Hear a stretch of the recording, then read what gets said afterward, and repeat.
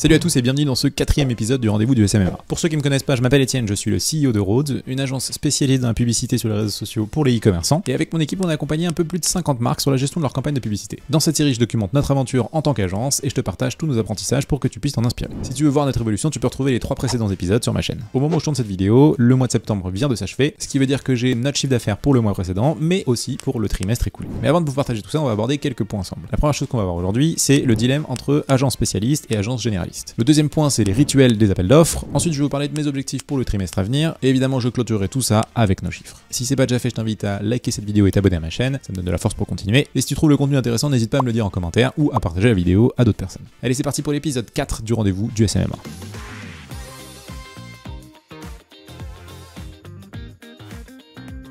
Quand on s'est lancé, on s'est focalisé sur un seul créneau, la publicité méta. Déjà parce que j'y ai travaillé pendant quelques années, mais aussi parce que c'est là qu'on était les meilleurs. C'est d'ailleurs principalement autour de cette plateforme qu'on communique encore, même si on fait du TikTok et qu'on ouvre progressivement des canaux comme Pinterest ou Snap. Le fait d'être spécialisé a été une force pendant très longtemps. Les clients qui venaient nous chercher avaient un problème très spécifique sur méta, et vu qu'on était identifié comme faisant partie des meilleurs du marché, eh ben ça marchait. Mais au fur et à mesure, on s'est rendu compte que notre force était aussi notre faiblesse, et qu'en étant spécialisé méta, on se coupait d'une partie du marché, notamment des marques qui diffusent sur plusieurs canaux et qui cherchent des agences généralistes. Quand un client fait appel à une agence, il cherche évidemment de l'expertise, mais il veut aussi gagner du temps en déléguant. Et le problème en proposant que du méta, c'est que si le client fait déjà du Pinterest ou du Google par exemple, eh ben ça complexifie sa prise de décision. Parce que même s'il reconnaît qu'on est bon sur notre métier, nous confier uniquement la gestion de ses campagnes méta, ça répond qu'à une partie de son problème. Si le client veut avancer avec nous, il doit soit garder une partie de l'opérationnel en interne, soit trouver une autre agence ou un freelance pour s'occuper des canaux que l'on ne gère pas. Tout ça engendre des frais, de la complexité, et évidemment c'est pas idéal. Ce qu'on a remarqué, c'est que plus les marques sont grosses, plus elles cherchent à investir sur différentes plateformes pour diversifier leurs risques. Et nous, comme on vise de plus en plus ce type de marque, eh ben on va pas avoir le choix que de se pencher sur la question. L'enjeu, ça va être de conserver notre ADN de spécialiste,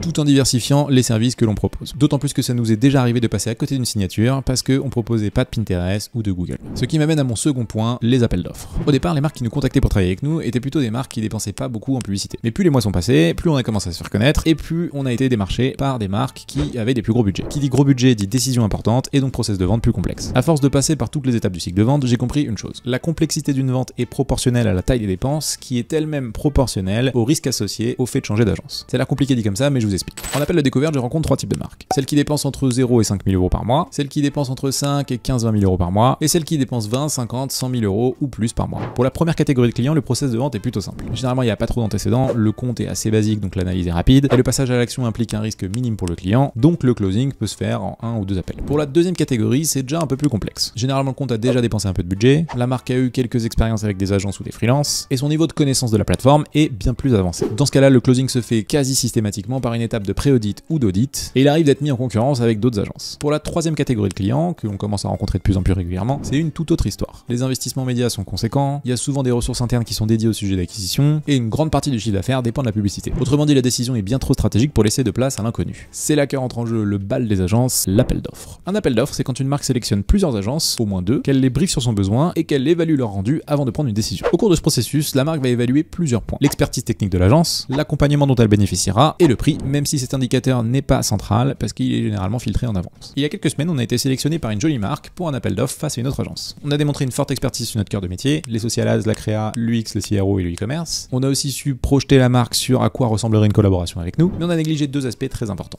Le premier, c'est la complémentarité entre les canaux d'acquisition. On a proposé que méta. Et le deuxième, c'est la place du consultant qui sera en charge des campagnes dans le process de vente. On l'a fait intervenir, mais un peu tard. Résultat, l'agence en face de nous a proposé en plus du social ads de la gestion Google, et elle a intégré dès le départ le consultant à l'appel d'offres pour que le client puisse se projeter. Conclusion, même si on a fait un super taf en avant-vente, et bah ces 2 points nous ont fait perdre l'appel d'offres. Parce que la marque a préféré choisir une agence qui centraliserait la gestion de tous ses leviers et un consultant avec lequel elle avait déjà pu échanger et se projeter dans la collaboration. Évidemment, on est déçu de cette décision, mais on est super fiers d'avoir été retenu sur ce type de compte face à des agences renommées déjà en place depuis plusieurs années. Et puis surtout, c'est un super apprentissage qui nous permettra de faire mieux la prochaine fois. Comme pas mal de boîtes, on a des objectifs à l'année, mais on les pilote au trimestre. On a clôturé notre 3e trimestre d'existence sur des notes très positives, je vous en dis un peu plus juste après, mais comme Q4 vient de démarrer, c'était l'heure de refaire mes OKR. Si tu ne sais pas ce que c'est les OKR, je t'invite à regarder l'épisode numéro 2 du rendez-vous du SMMA, dans lequel je détaille toute cette méthodologie et comment je l'applique à Rhodes. Ce trimestre, j'ai été assez ambitieux et je me suis fixé 5 OKR. Le premier, c'est d'augmenter la rétention de 50% par rapport à Q3. On s'est rendu compte que même si on faisait du bon taf, on perdait beaucoup trop de clients et que si on continuait à remplir un panier percé, on irait pas loin. Pour ça, je vais mettre en place tout un tas de petites actions comme engager nos clients sur plusieurs mois, planifier des calls avec nos clients au bout de 2 mois de collaboration et proposer des contrats long terme sur 2024 pour les clients qui veulent renouveler avec nous. Pour mesurer tout ça, c'est très simple, je vais prendre le nombre de clients qu'on a perdu en Q3 et mon objectif, c'est d'en perdre 2 fois moins en Q4. Deuxième OKR que je me suis fixé, c'est de passer notre panier moyen média à plus de 2000 €. Parce que plus notre panier moyen est élevé, moins on a besoin d'avoir de clients pour générer du chiffre, et donc plus on peut aller en profondeur dans les sujets, et donc apporter une bonne qualité de service, et donc créer un cercle vertueux. Le mois dernier, j'ai déjà augmenté nos tarifs de 20%, ce qui a plutôt été bien reçu par le marché puisqu'on n'a pas signé moins de clients, et je vais encore les augmenter de 10% d'ici la fin de l'année. À côté de ça, je vais aussi systématiser les audits et les roadmaps pour les comptes qui dépensent plus de 20 000 € par mois, ce qui devrait améliorer mon taux de closing, et je vais continuer à orienter ma communication vers les enjeux de marque plutôt bien établis. Le troisième OKR que je me suis fixé, c'est d'ajouter 20 000 € de chiffre d'affaires mensuel grâce à des offres complémentaires. Pour ça, on va évidemment continuer à développer nos offres phares, donc la gestion de campagne Meta, TikTok et la créa, mais on va aussi, comme j'ai expliqué dans la précédente vidéo, lancer des nouvelles offres sur Google, Pinterest et Snap, et on va aussi continuer d'explorer les sujets UX, CRO et Klaviyo. J'ai d'ailleurs quelques petites nouvelles à vous annoncer sur ça, je vous explique tout à la fin. On a aussi de plus en plus de demandes sur de la formation, donc on étudie sérieusement la piste de lancer une formation Facebook Ads payante d'ici fin décembre. Si ça t'intéresse, dis-le moi en commentaire, comme ça je te tiens au courant dès que ça sort. Le quatrième OKR que je me suis fixé, c'est de maintenir un niveau de satisfaction client, donc de NPS, au-dessus de 90. Pour ça, on mesure le petit indicateur du NPS avec un formulaire qu'on envoie tous les mois à nos clients, et on leur demande sur une échelle de 0 à 10 à combien ils recommanderaient Rhodes à des amis ou collègues. Pour ça, je me suis fixé plusieurs actions, comme assister à des calls de clients et des brainstorms avec les équipes, comme organiser des sessions de formation sur les différents piliers de notre activité en interne, refondre notre espace Notion et le portail client qui n'a pas bougé depuis quelques mois, évidemment continuer à consolider nos process, même si on a déjà fait pas mal de chemin depuis le début. Et enfin, le dernier OKR que je me suis fixé, celui-là, il me tient particulièrement à cœur, c'est de maintenir un niveau de satisfaction employé supérieur à 95. Pour mesurer ça, on utilise l'indicateur du INPS et on fait exactement pareil que pour nos clients. Tous les mois, j'envoie un petit questionnaire anonyme à l'équipe pour savoir sur une échelle de 0 à 10 combien ils recommanderaient Rhodes à leurs collègues et amis. La barre est très haute puisqu'on a un score très élevé sur les derniers mois. On est à 97 ou 98 en moyenne. Et donc mon enjeu, c'est de le maintenir avec des actions comme organiser un team building avec toute l'équipe, organiser une session de coaching avec potentiellement un intervenant externe sur un sujet choisi par l'équipe, faire des points de carrière avec tous les membres de Rhodes, etc. Avec tout ça, c'est pas dit qu'on atteigne nos objectifs, mais au moins j'ai un plan d'action pour me rapprocher. Ok, c'est l'heure de parler argent. Mais avant ça, je vous partage quelques petites actus sur Rhodes.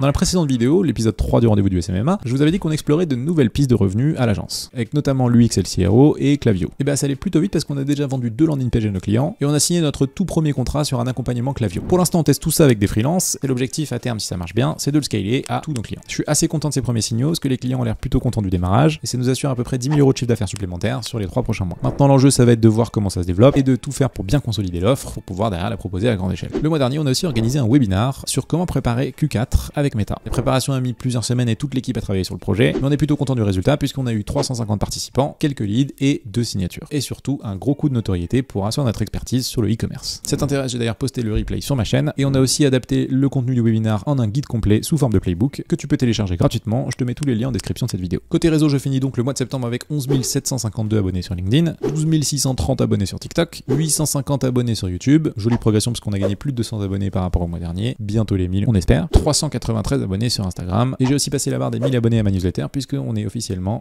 1166. Côté revenus, on clôture le mois de septembre avec un chiffre d'affaires de 47 970 €, soit plus 9% versus le mois dernier, ce qui nous fait un total de chiffre d'affaires sur le troisième trimestre de 125 559 €, soit 40% de croissance par rapport au trimestre précédent. Depuis notre création il y a 9 mois, on a généré un peu plus de 260 000 € de chiffre d'affaires et la bonne nouvelle c'est qu'au mois de septembre, 76% de notre revenu provenait de contrats récurrents. En revanche, on est toujours très loin de notre objectif de 100 000 € par mois d'ici la fin de l'année, même si on est plutôt confiant sur les 3 mois à venir qui sont des mois très forts dans le e-commerce. Voilà, c'est tout pour cette vidéo. Je te dis à dans un mois pour voir où on en est. D'ici là, n'oublie pas de mettre un like et de t'abonner. Ciao!